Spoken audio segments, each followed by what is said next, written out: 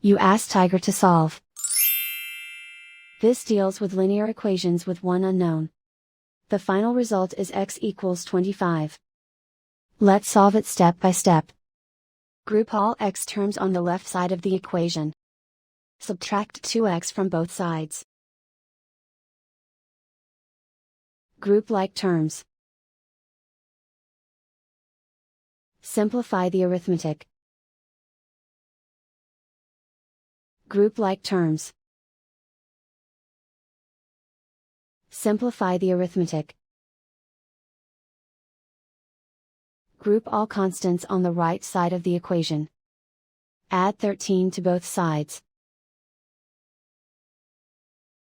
Simplify the arithmetic.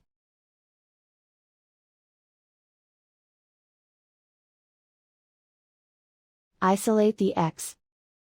Divide both sides by 2. Simplify the fraction. Find the greatest common factor of the numerator and denominator.